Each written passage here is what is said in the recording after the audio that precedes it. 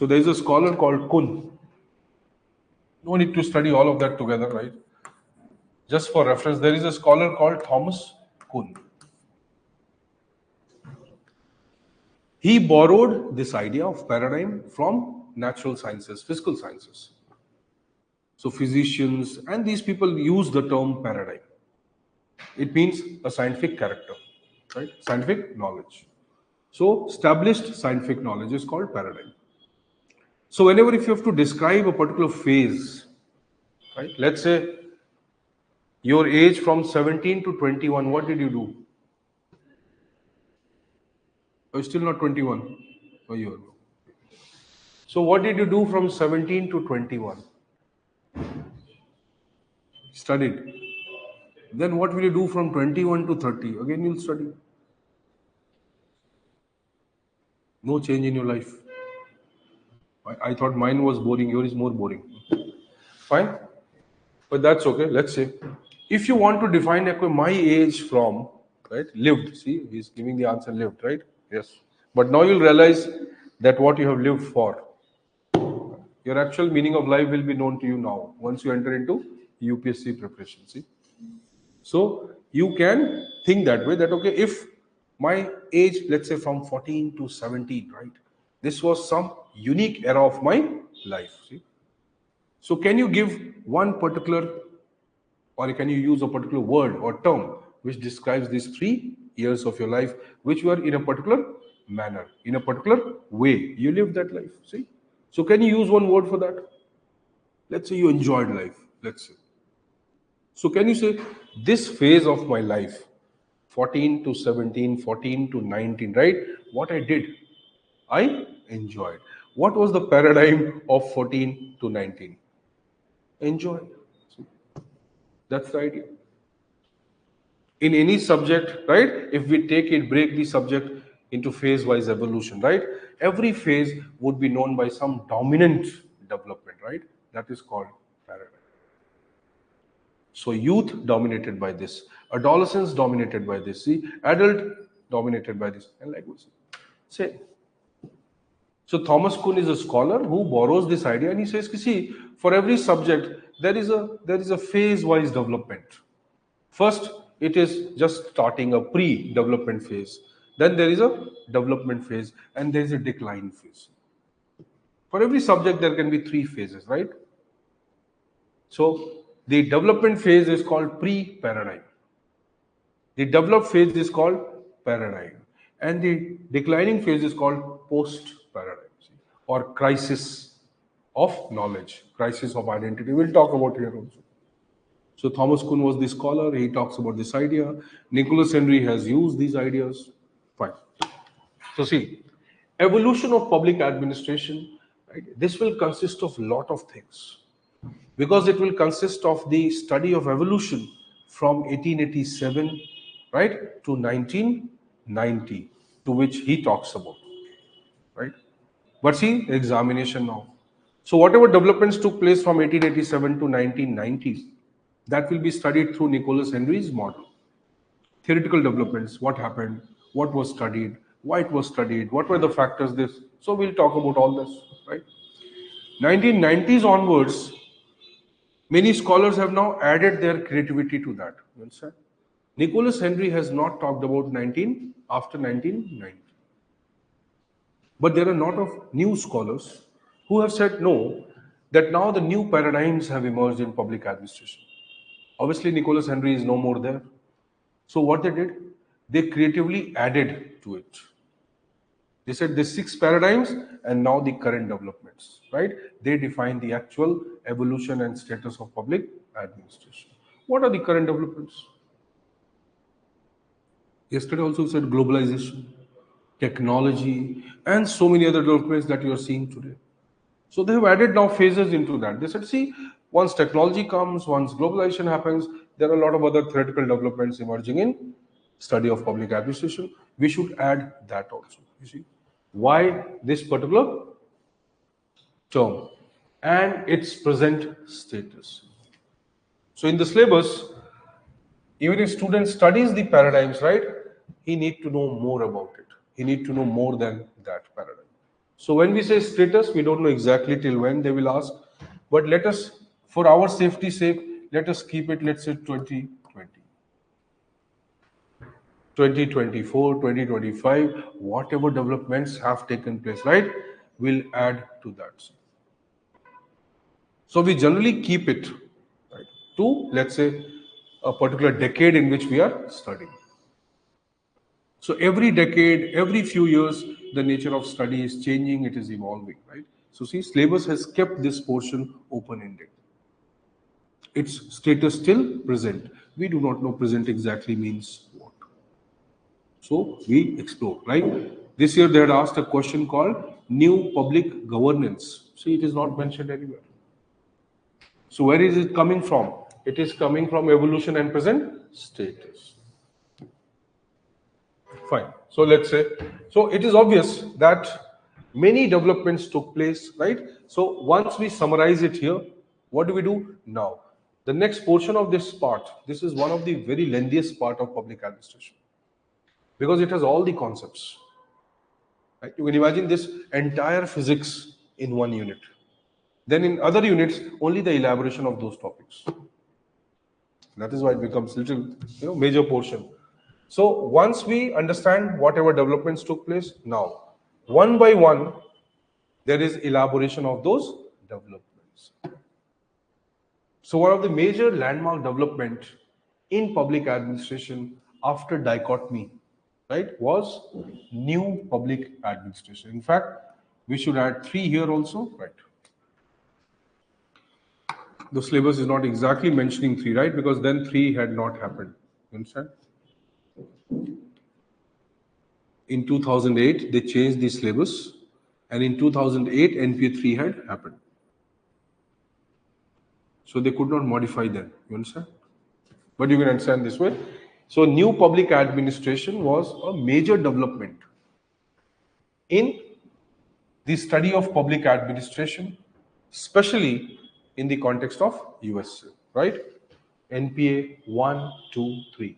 NPA 1 happened in 1968. Now plus every 20 years you can add. NPA 2, 88. NPA 3, 2008. NPA 4, 2028.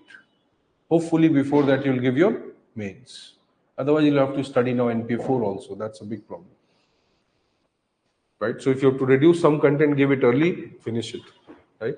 So let's say NPA 1, 1968, 2, 1988, 3, 2008, and obviously 4th will happen in 2028. But because of COVID, it has been delayed now. Because there is only one single paper on that as of now. Some themes they have identified what to study. Now, what was NPAC? The word new public administration. The new refers to the new era. Just now we said modern, right? So here the new means what? The era which emerged after the Second World War. So in the reference of public administration, it was realized that the new era has emerged after the Second World War. What is the new era? We can have 5 minutes break after that, don't worry. I can sense your... I understand, right? It is impossible to sit for long hours at this age at least. Fine. So tell me what happened after Second World War? What has changed? Correct. Developing countries emerged. So how did the nature of relationship change? Now imagine public administration is knowledge about government and administration, right? Till 1945, Second World War, from 1880s or 1850s to 1950, imagine. What did the world look like? A colonial system dominated by Western countries. They were the ones who were studying public administration, right? What will they talk about? Their own country, their own administration. After Second World War, they realized that now there are different countries now. Developing countries have emerged. Now they have different requirements. They also need administrative knowledge. See, bipolar, correct? Bipolar or multipolar world, see? So now they also need administrative knowledge. We have to incorporate that knowledge also in our study, or those issues and problems in our study. Their nature is different, our nature is different, their culture is different, our culture is different. See? So whatever knowledge they had developed till then, that was more suitable to their country.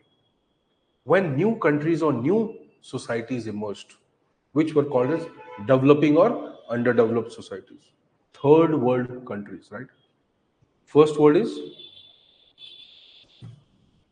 developed countries, capitalist developed.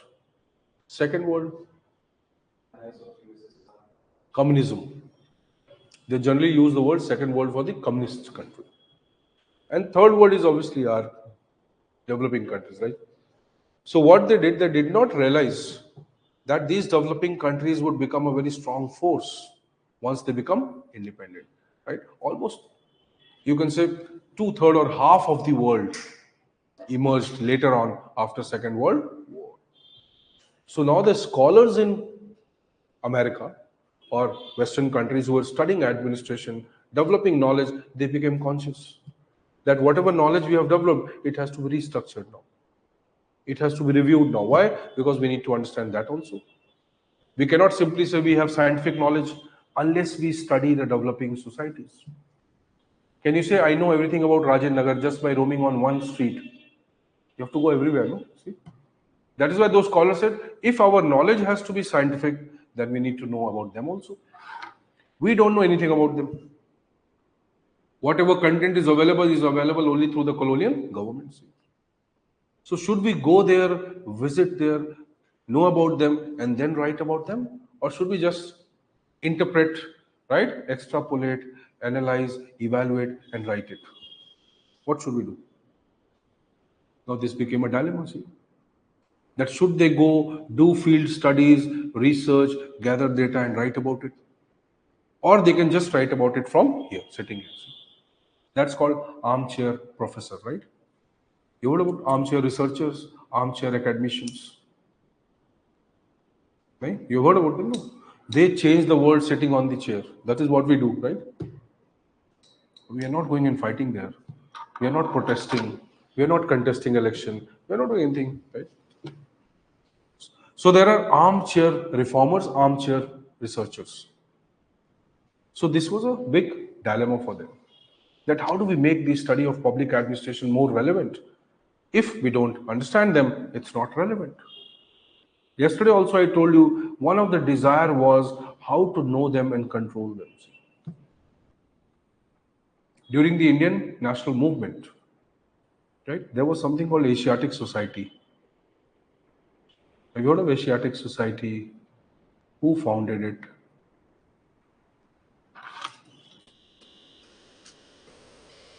So in India, our Indian model of economic and political system was influenced by European model. Right? India is neither capitalist nor communist. What is India then? They are also democracy. Well, communist is not democracy, but yes, capitalists are democracy. Socialism. Democratic socialist, correct? Right? What is a democratic socialist then? Is it having the features of both? We use a very simple word, we are mixed economy. Public, private, both will coexist. Fine, accepted. But in US also public, private coexist. It's not that everything is privatized, no? They also have social welfare activities and all those things. Fine. So when you say India, what is the nature of Indian political and economic system? It is called socialism or democratic socialism, which is inspired from the European idea. The European idea called Fabian socialism. So Indian socialism is not Gandhian socialism. It is not Bhagat Singh socialism or revolutionary socialism, right? It is not anyone else's socialism. It is Nehruvian socialism. Nehru was inspired by two popular people in history. One, G.B. Shaw, George Bernard Shaw, very famous writer. The other was Annie Besant in India. So Annie Besant was inspired by, influenced by G.B. Shaw and others who were basically supporting the idea of Fabian socialism. What is Fabian socialism? That's a model, right? Through which government owns the resources, right? And at the same time allows the private sector also to flourish. Government owns the resources in the name of people. In China, there is no government owning the resources. It is said people own the resources. People equal to government there. यहाँ पे people equal to or government equal to representative of people. You see the difference? So communism, people equal to government. In socialism or democratic socialism model that we follow, right? People are not equal to government, but government is representative of people. So many of the developing countries had a different mindset, value system, ideology, and likewise. And so these Western countries, or so-called developed countries, which were developing this knowledge, right? They found it relevant to know about us. They said obviously they have to somewhere influence us, control us in after the decolonization process. There should be some way through which we can know about them. So they wanted to understand what are our administrative problems, what are governance problems, what policies we want to make. So how can we assist you in doing so? So new public administration is a term which depicts this change first in the world post Second World War. Secondly, right, this was a change which they brought in the study of or administrative study of their own societies. You understand? They did not want, they wanted to study us. They did not study it, right? What they did, first they brought a change in the way they were studying themselves. Then they started looking for the knowledge outside yourself. So till that time, they were studying public administration from a particular way. After Second World War, they modified the way, the content they were studying. That is called new public administration. It is more with respect to context of America, right? But this study gave the rise for something else that is called the study of developing societies later on, right? That is called comparative public administration, CPA, or DA, development administration. So don't be confused. Right? NPA simply wanted to reform the way public administration was studied. Why did it happen? Context was created, right? Emergence of developing societies. So see, NPA is very relevant because it somewhere covers the development of public administration, right? From 1968 to 2008. Questions in the exam come on 1, 2, 3, all of them.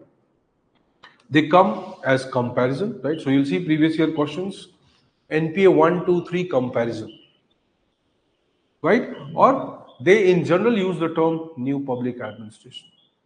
When they use the term new public administration in the exam, you are at liberty to use it in the context of 1, 2, and 3 all together, but you cannot choose that I will talk about 1, not about 2, 3. So if they use the word the new public administration, you can use all 3. Write the answer, right? If they have to specify, they will write NPA 1, NPA 2, NPA 3. Otherwise, they are referring to this movement, this change. Fine. So this also creates a problem. That should be right only NPA 1? No. If the question is about new public administration, it somewhere accepts that it talks about 1 also, 2 also, 3 also. If they have to specify, they will talk about NPA 1 or NPA 2 or NPA 3. You understood this much, right? You take a break 5 minutes, 7 minutes if you want. We'll continue just for half an hour more, right? So you can have a break if you want. How much break you want? 10 minutes?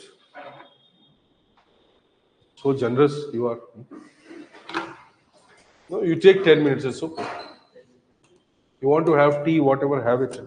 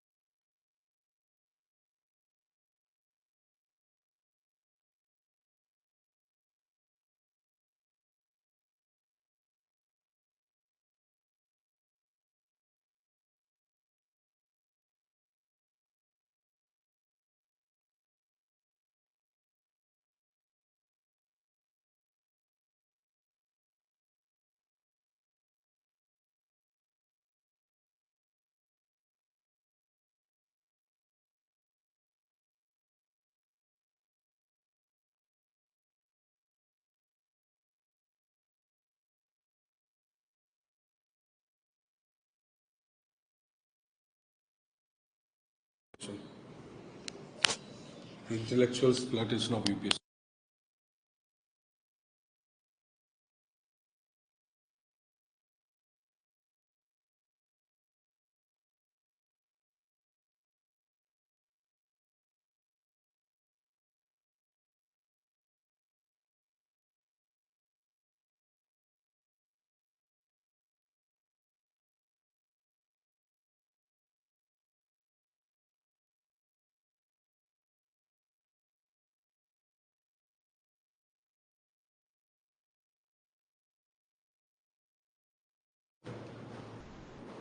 Now I could check.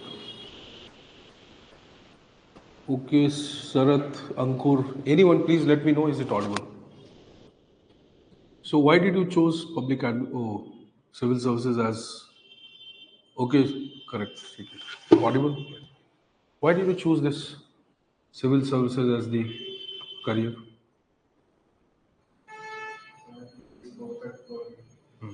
Right? Oh. Why is that?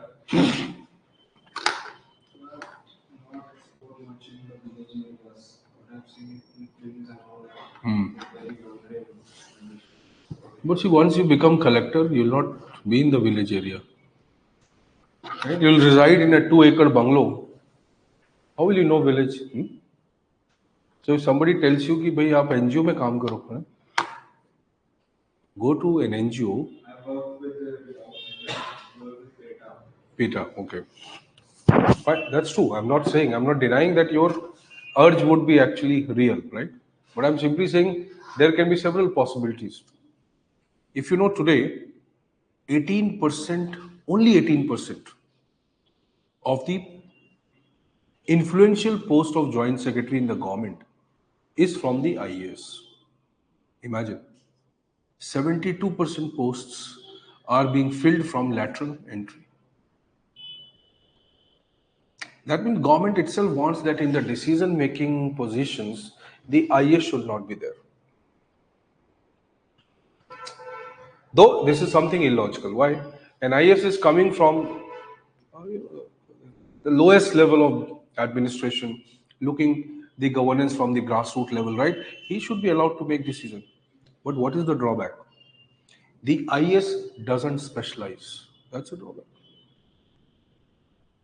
So nature of civil services functioning is generalist, no doubt. You have to do a lot of things.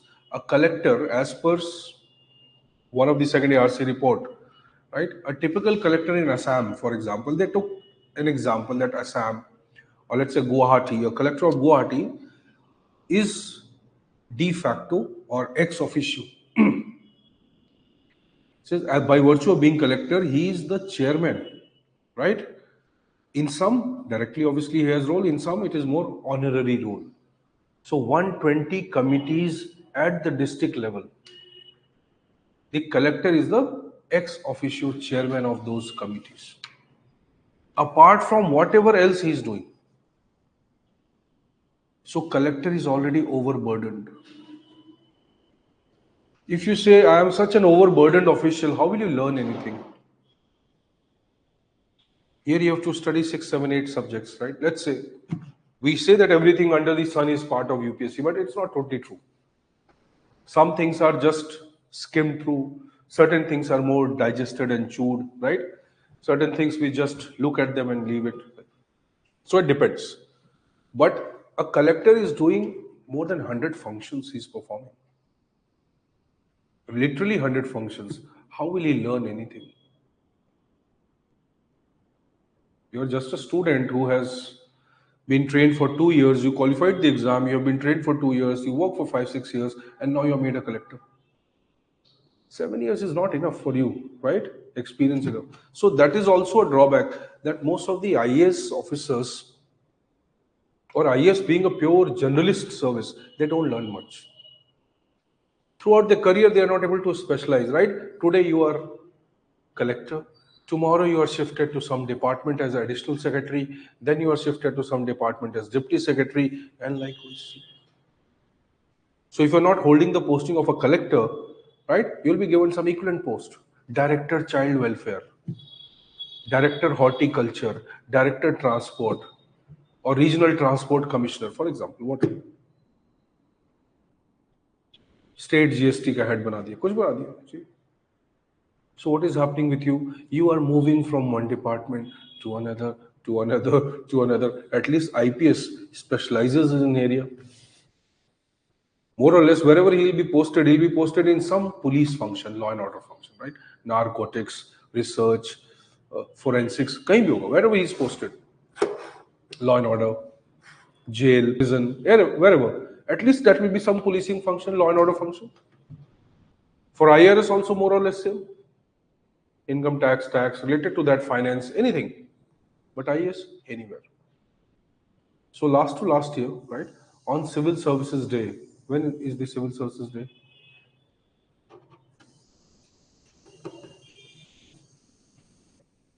Correct, right? So on Civil Services Day, find out when is it, 21st April. So Civil Services Day, when is Constitution Day? November. Okay. So Civil Services Day, Prime Minister said that we have created a unique system called IAS, right? They are everywhere. Why will an IAS run a chemical industry? Why will an IAS run something transport, infrastructure? See, he was indicating this idea that we will slowly and slowly shift to what? Something called not the generalist, but the specialist civil services. But they can never eliminate IAS, that's very true. Why? Our model of administration is based on simple idea that there is a territory to be governed. We are not based on the idea that functions have to be performed. Simply, we are talking about a territory to be governed. See? The concept of territorial administration coming from the Middle East, coming from those countries, Persia, Arabia, Iran, and all those countries. See, the Mughals, many of them, or even Chandragupta Mauryas, in any monarchical system, the idea was to control a territory, not to perform the function.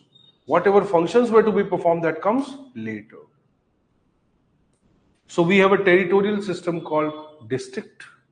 District is controlled by district collector. Now it is not clear what functions will be performed. That's not important for us. For us, it is important that a district should be controlled. Simple. And after that, we have defined function. Okay, DFO for forest, right? Executive engineer for PWD, for Jal Nigam, for this, for this. Now after that, we have categorized. So that is why collector is called multifunctional, pure generalist, right? In fact, some people have said anarchist specialist. He is specialist in what? Anarchy. He can do anything. See? Curzon and others, they have already said, right? There is a scholar called Philip Woodruff. He was also an official under the British. He has written a book called The Men Who Ruled India. It's a very popular book. You don't need to read that, it's complicated, right?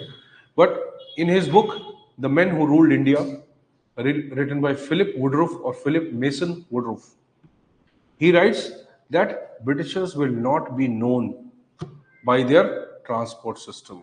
Britishers will not be known by railways. Britishers will not be known by this, but by the position of collector. So he says it is the civil services, it is the position or the post like collectors for which the Britishers will be remembered. And that is true. See, after 200 years almost of the formation of collector's post, everybody today still wants to be collector. That's the primary attraction of any civil services aspirant, right? To become collector. Collector's post was created in 1772. Warren Hastings. 1772, now you imagine. That is why Britishers were smart, they knew. You see, how the urge for power will drive everything. That's correct. So social service, right? Welfare, public interest, all are very important, right? They are consequences of that position. But what is the ultimate desire? The power. So to make changes in the society, you need power. I have a student, right? He got very good marks, 334 marks in PubAd. 324, sorry. Rizwan, he is posted in Telangana, I think. Yes. So Andhra cadre tha, 2016. He fought almost a battle with UPSC. So he was 40% PWD, physically disabled. So 40%, right? His vision was obstructed. So he took that benefit. He was a brilliant student, no doubt. His answer copies are still there, right? The system we made, GS score earlier, right? So we have kept a lot of content is there still. So they have, in my mail, there is still his answer copies. He used to write very well. He fought an entire battle with UPSC in CAT. His disability level was 37 kuch percent, whereas the UPSC's criteria is 40%. So I think it was 37 or 38%. Though he took the advantage of 40%, right? Many doctors he consulted, they said it's okay, you can 38% or 38 point some percent can be taken as 40%, right? Imagine when UPSC conducted the medical exam, when medical board was found by the UPSC, and he was not found to be technically 40%, it was 38 or 39%. For that 1%, right? He had to fight a battle for 18 months. It was then DOPT intervened, right? Government intervened, and then finally he got 45th rank. In spite of that, he had to fight a battle. Imagine. Now there is one girl who manipulates everything, right? Now they are not able to find out. That is still shocking. Now, how come that system is, right? That a person forges everything. So either you use AI technology, use something, no? You can at least find out who is forging what. So that's why he was such a brilliant student and he had to fight. Even after qualifying, getting 45th rank. 2015-16 years. So it's not like that. System is not always fair. See? If you have to make a transformation, you need power. Or you need money. That is the truth. So money is not very important, right? Or money is not God, but it is not less than God. That's truth. Right? But you cannot make it the only purpose in life. That's drawback. So when you are a bureaucrat or whenever you are in the government system, there also you will understand the same idea. Manmohan Singh, if you have read the book Accidental Prime Minister or seen the movie, right? So his media advisor, that person Chaudhary, or he wrote the book. Manmohan Singh, lot of states, right? Your Andhra, Telangana, many of these states, Bihar, they wanted the special status. Still, many are fighting for special status. When you get special status, you get lot of support, financial support from the union government. The support can be given in two forms, in multiple forms, but say majorly two formats. One is the grant, other is the loan. If you are given the loan, it can be in two formats, right? Market-based loans, soft loans. Soft loans have liberal conditions. So union government can lend to the state government, charge an interest on that, or it can give it interest-free loan. But that has to be returned. Interest has to be paid. Money has to be returned. Now, when you are given special status, what can you do? You can take the majority of the money in the form of the grant. In the grant, you don't have to do anything. You don't have to return the money. You don't have to pay the interest. Now, see, so most of the states who will get the special status, they can get majority of the resources from the union government in the form of a grant and not in the form of loan. Otherwise, ratio is very clear. See, if you're not a special status, then 70% is loan, 30% is grant. If you're a special status, 90% is grant, 10% is loan.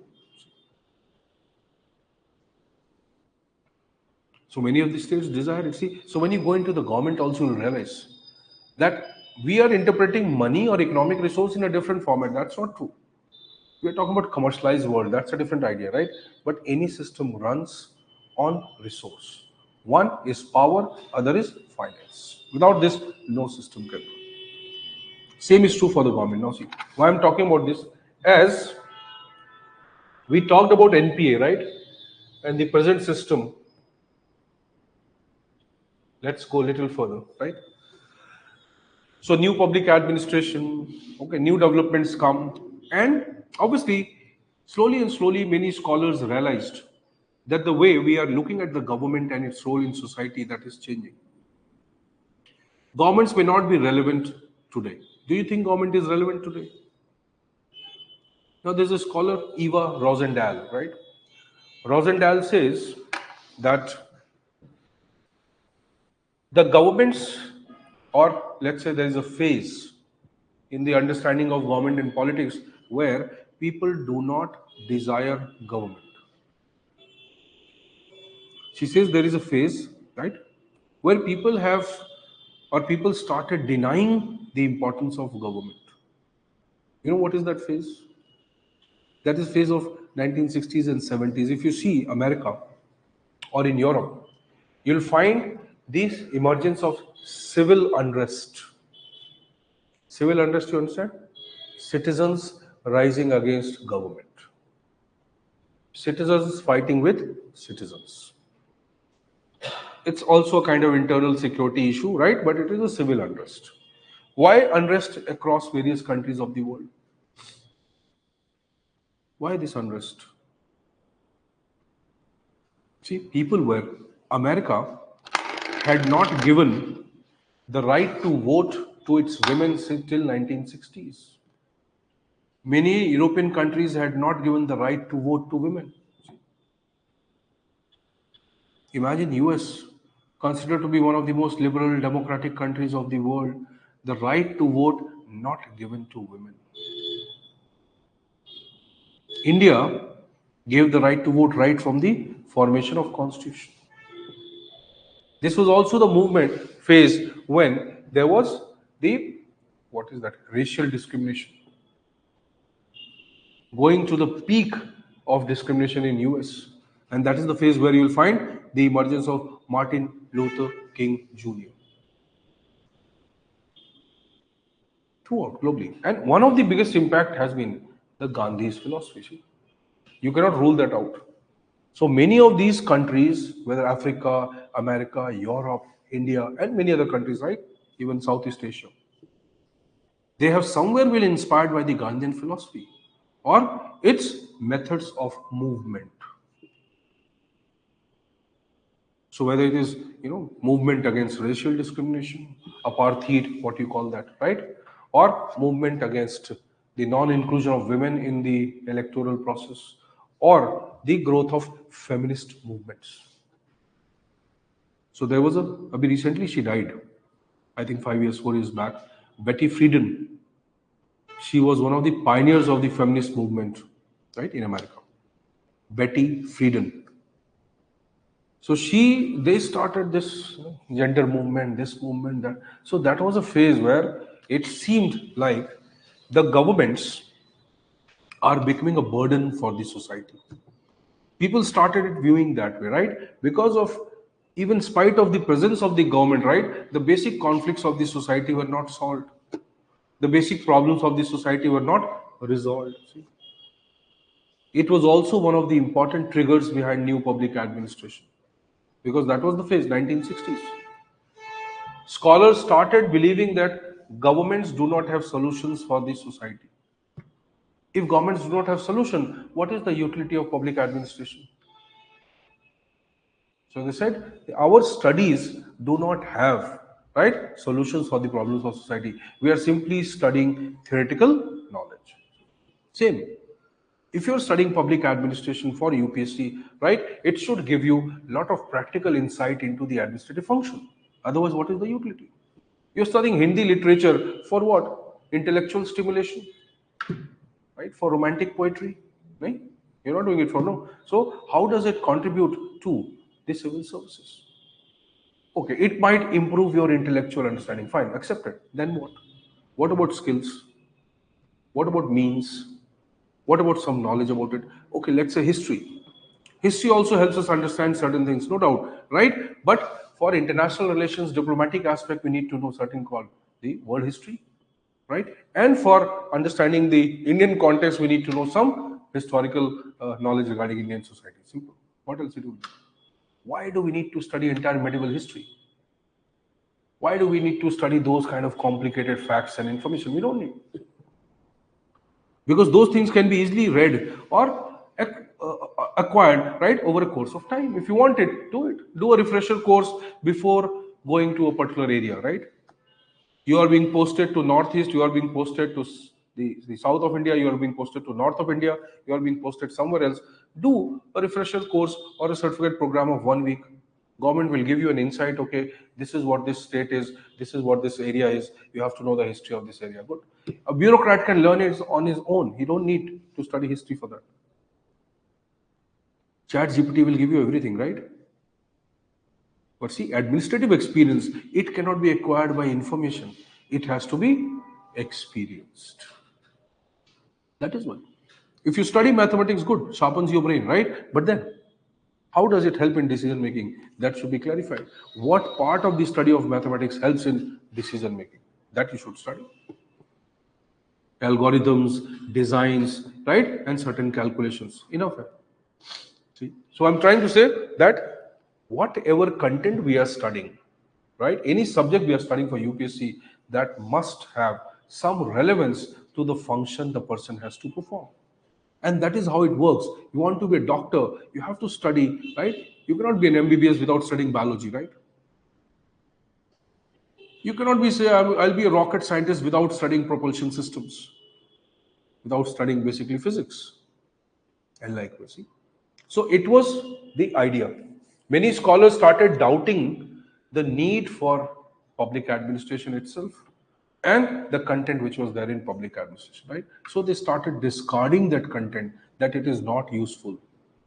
It is not providing solutions to the society. If there is poverty, we don't know how to handle it, right? If there is failure of governance, how to improve it? If we need to provide justice to the people, what an administrator should do for that? We don't have this knowledge. So all this came to be called, like I said, new public administration, right? And in this aspect, right, parallel to this idea was the emerging idea that do we actually need government? So these were two parallel developments. One, the subject lacks practical knowledge. The other, do we actually need government? Because there is everywhere unrest, civil conflict, this conflict. Do we need government or not? So see, there were certain scholars who brought this perspective, this idea now, a new dimension to the study of government and administration. What is that dimension? Do we need government or not? That is a very interesting dimension, right? Studying the government and saying that we don't need it. These scholars, see, they were called, or this aspect was called, public choice approach. Public choice approach. Group of scholars who wanted to understand, right, whether the government and administration are needed or not. Why? Because they felt that governments and administrators are corrupt. They felt they are not capable of resolving the problems of society. They are not honest people. They are not efficient systems. See? This public choice approach. Basically, the economists, not the political philosophers, not the administrative scholars, these were the economists, right, who were studying economics, budget, finance system. They started now exploring that why government is failing, why policies are failing, why government is not able to generate resource, right? What ails the government? That perspective is called public choice approach. How to improve the public service delivery, how to make the public service delivery better, how to understand why government fails, right? And now they were not concerned about why government fails from the perspective of a politician or the administrator. They said, no, we will view it from the perspective of an economist. An economist can tell why, in spite of collecting taxes, why government's revenues are less, why government has always high deficit, right? Why government is not able to implement things efficiently. So they said, till now, politicians, political scientists, administrators, administrative scholars, they are trying to explain the failure of government. Allow us to explain the reason for failure of government. So they said, we can explain it better. So these scholars, right, they were coming from economics background and they wanted to study the government and politics. So public choice approach emerges a kind of unique dimension of study, which is also referred to as political economy study. How politics and economics converge together, how they overlap together, right? How politics shapes economics, how economics shapes politics. So they tried to explain the success or failure of policies from the economist perspective. Let's say simply that if government is increasing deficit, it has an increasing deficit. You understand what is deficit? So if government has an increasing deficit, does it mean government is spending money on development? It can mean so many things, no? Like if there's a high deficit, government is in debt, for example, right? So where is government spending? How do we know that? Budget, right? What else? Correct, okay. Right. We need to have audit and account report. Then we can do that. See, let us say government says, oh, we have increased deficit, right? On account of subsidies, on account of interest payments, on account of this. Right? We have spent a lot of money on infrastructure and development, right? Lot of money, what does it mean? Be specific. So government can easily manipulate the people or citizens, right? By saying that the failure of policies or the failure of certain programs and scheme is mainly because of increasing deficit. But what is deficit increasing because of? Where is the reason? So a major part of the deficit might be the administrative expense which the government is incurring. You understand? Maintenance cost. If the prime minister is, obviously he is prime minister, he should, right? But I don't think prime minister needs an 8 crore rupees car.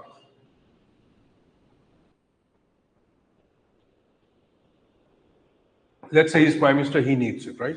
Security concerns, correct? But then a chief minister doesn't need 25 lakh rupees car or a 40 lakh rupees car. Why do they need it?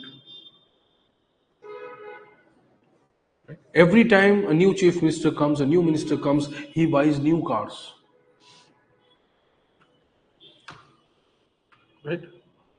So I was in IIT Madras for some work and I saw that time Karunanidhi's entire convoy. He was one of the most influential leaders. His convoy was going somewhere from, I think, Chennai to Vellore somewhere. There were more than, I don't know, 90 cars in that convoy. 90 cars. I think, whatever I counted, maybe more than that. So let's say ex-chief minister, right, or a politician who's very popular, that's okay, right? But imagine 90 cars, and how many people in 90 cars? Let us imagine 5 people, 6 people, 7 people in one of them, more than 400 people traveling with him. They will eat food, they will eat chai, even if they drink chai, right? A normal person's entire salary will be over in that. How much money they are spending? What is the account? Where is it coming from? So see, wherever they go, right, the collector of that district, the SSP of that district, the district heads, right? It is their duty to arrange all that, This is how it happens. So in reality, how is the government deficit increasing? Is it only because they are spending on only certain good things? No. A majority of the money, a majority of the deficit is coming from high maintenance cost, and it is happening because there is no clear-cut accountability and evaluation. There is no financial control over that. Many of these intelligence agencies, R&AW, IB, CBI, and likewise, right? They have something called the non-accountable funds. You understand? So they have a particular type of fund designated as non-accountable funds, right? So they are not accountable. Does not mean they are not accounted, but see, technically they are not in the direct account. So these are something called the hidden funds. What is the tune of those funds? We don't know. You need to pay money for gathering intelligence information. You need to pay money someone to become a spy for you. You need to pay money to some institution to collect information against someone, right? You pay some agency to find out exactly what their governments are doing. You understand this, right? That is the concept of deep state. You've heard about this?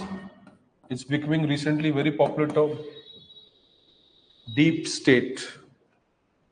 Right? The signing of the joint petrol protocol by India and China on the LAC, line of actual control. The America's role in that, or America's irritation in that, right, reflects the influence of the deep state. What is deep state? There are two faces of the state, the government. One which is visible to you, one which is not visible to you. The deep state. The Pakistan government wants good things for the world, right? That is what they are claiming. They want everything good for the world. They want world peace, right? They don't want any nuclear arms race, right? They believe in God. They are scared of God. They promise everything. But then now they have tie up with Osama, or had, right? They have given safe passage to so many terrorists, right? They train most of the terrorists in the world. They have links with most of the terror groups in the world, right? Most of the money coming from, right, the narco terrorism and this and this and this. See? So there is one state which is formally legally visible, and there is another state which is working below it. You understand? That is the concept of deep state. So non-state actors, right, or certain state actors who are not visible. अब हमने बोला R&AW या IB is for gathering intelligence, right? But we never said that IB is for creating the spies across the world. And the primary function of R&AW is what? To understand, to use them, right, for knowing the policies of the sovereign governments across the world. Others are also doing the same thing to us. So Mossad, KGB, R&AW, CIA, FBI, they are all the aspects of deep state. The state within the state, which is the actual decision maker, you understand? So if there are a lot of influential systems, government and non-government based both, who are influencing the governments in making certain decisions, right? Or if the government portrays that we want this, but eventually something else happens. So how it is happening, right? Why it is happening? Because there is another system which is working parallelly to it. So when America says we want to create war on terror, then America itself creates terror by funding all the terrorist organizations, deep states. So the formal global face of America says we want peace and democracy, right? But there is another face which is working below it. And it says, let's supply arms to the deadliest terrorist groups in the world. Deep state. So it is obvious that in reality, governments depict that they are working for the society, they are working for the interest of the people, and that is true. right? But there are certain hidden aspects of the government which are not known to citizens. There are certain aspects of behavior of the people in the government, right, which is not welfaristic in nature, which is not public interested. So public choice scholars brought this idea to the surface that governments are not welfaristic or benevolent as they seem. They also are corrupt. They also are self-interested. Politicians and bureaucrats work for their own interest. Eventually, they are also human beings. That is their basic idea. They say, what is the essential nature of human being? Is to be selfish. Self-interested, right? If he becomes a bureaucrat, if he becomes a politician, will he change overnight? Right? That is his profession, right? Not his inherent nature. You understand? So your profession may be more of your external nature, right? Not your inherent nature. Inherently, you are a human being who is seeking self-interest. So they bring this idea and they explore how governments work. So they bring corruption is there, right? Manipulation is there. They say politicians and bureaucrats form nexus. They manipulate the entire system. They manipulate citizens. Politicians want votes. Bureaucrats wants money and power. So they both help each other. Every day you find these examples, right? That bureaucrat in Bihar is working with whom? One of the political leaders. Everywhere you will find such huge administrative corruption, there will be some political leader, political party, minister, someone directly or indirectly involved. Jharkhand, right? That female IAS officer, right? The mining queen, right? So she had amassed a lot of money, imagine. So how will she work if there is no political patronage? Nobody can work. The moment politician withdraws his hand from you, you cannot do anything. And that's true. You may be commissioner, you may be DGP, it doesn't matter. You cannot do a single thing if they are not supporting you. That means if you are corrupt or you have done corruption, right? I'm not talking about minor corruption, that's okay. There is something called the relative ethics, right? Or the idea of ethical relativism.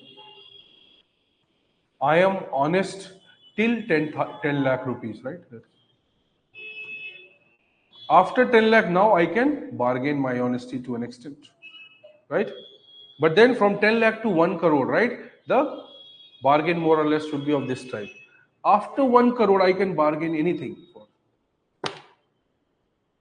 So there are gradations of corruption within bureaucracy. So this idea that bureaucrats, politicians, or the people in government, they're not welfaristic in nature. They might be performing welfare functions, but are they inherently welfaristic? Are they individually benevolent? Are they philanthropic? Do they think about justice? Do they believe in justice? So this theory comes, it says no. They bring new theoretical ideas and they somewhere prove that governments, politicians, bureaucrats, they are not working purely for the interest of the society, right? They are prominently working for their own interest. It brings a totally new perspective. So they start criticizing government, bureaucracy, and the systems which are working for the society, right? Public choice approach, that is why it is also called the critical view, right? The critical view or critical perspective. A lot of scholars are there, they have contributed to this. That is why we use the word critical view. Critical to what? Government and politics and administration. See? So this is a very influential development. And this was the development which basically established the important role of the market or privatization in the society. So they supported the idea. They said if the government corruption and bureaucratic corruption has to be reduced, we have to first reduce their monopoly. To reduce their monopoly, we have to reduce their role. To do so, we need to create markets. Markets are independent, competitive. They work on demand and supply. Nobody can manipulate them. Whereas if government performs most of the economic functions, it is going to manipulate them. So they believe that if government will have a lot of role in the commercial economic functions, right? They will manipulate, they will misuse the public resource. That is called public choice approach. See, they should have used some other word, individual choice. They are basically working for the market system. So a lot of perspectives emerge under PCA. This is a regular question, 20 marks in one form or the other will always come from PCA. Either directly a question, right, or its implied aspect.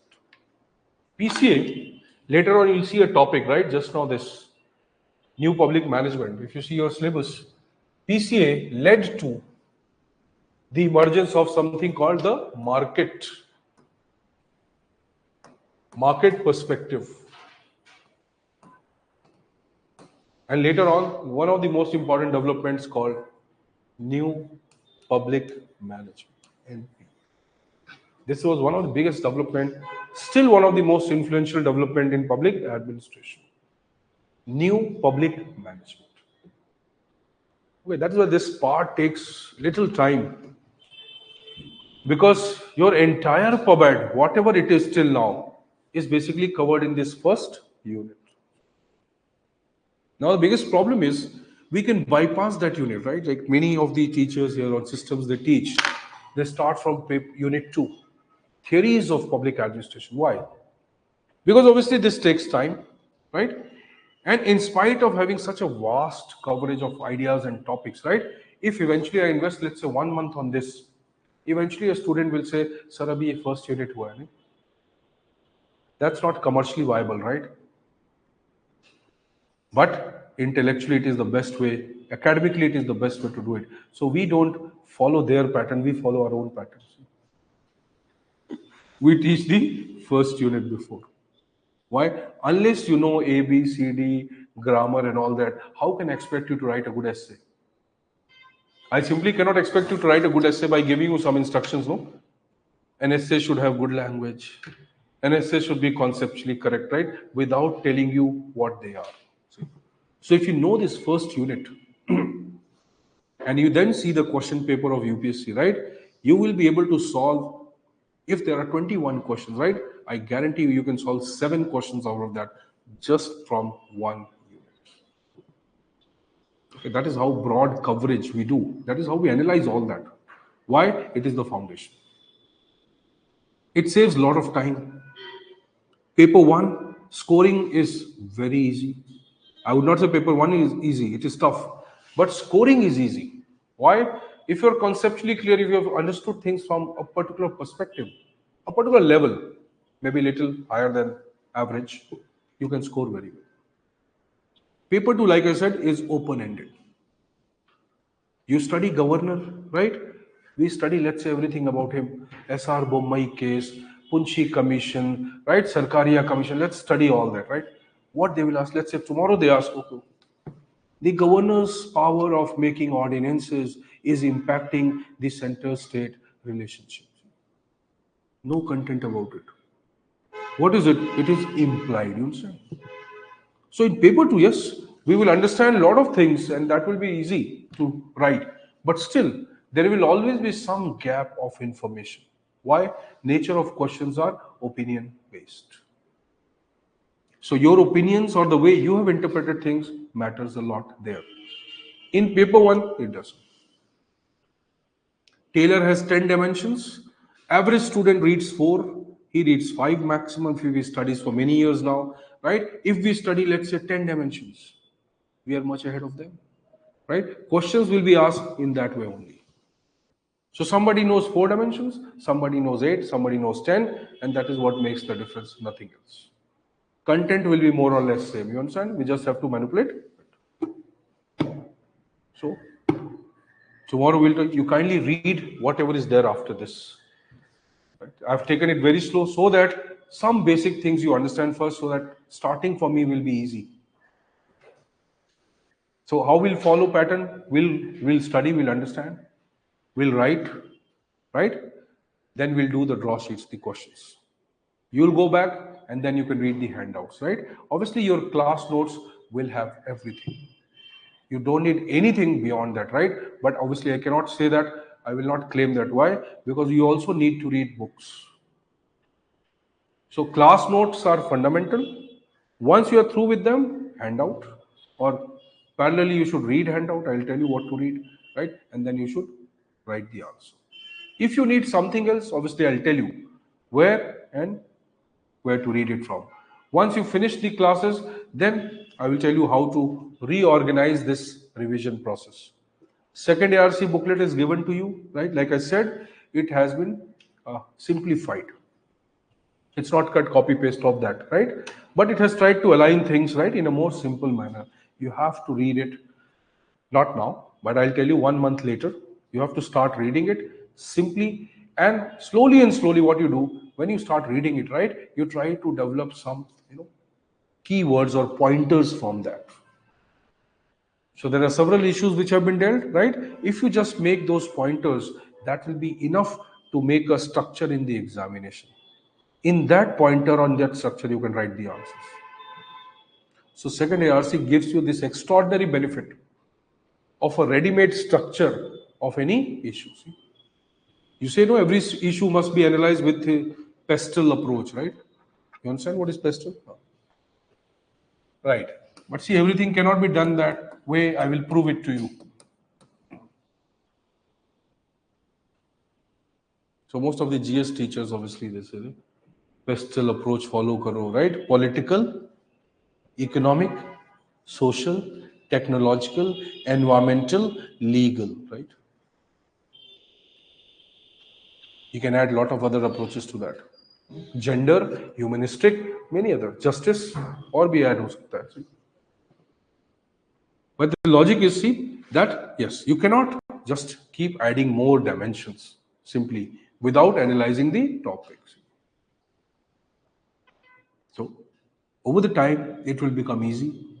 You will understand how paper 1 and 2 gets linked. Slowly and slowly, we'll find those linkage. How several units of paper 1 gets linked together. How paper 2 itself gets linked together. See?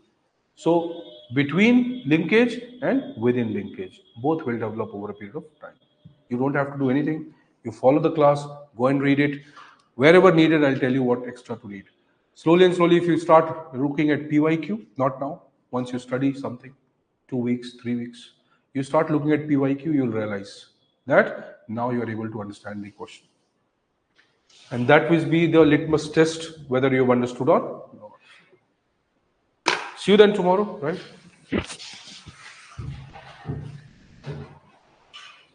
So is it okay for us to take it beyond 2:15, 2:10? Because your time is basically 11:30 to 2.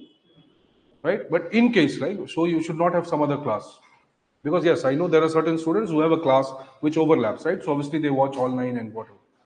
But as you are coming physically, fine. So you must tell me that will 2 or 5, 10 minutes plus minus won't make a difference. Fine, that's all. See you then tomorrow. Okay, my digital friends. See you tomorrow.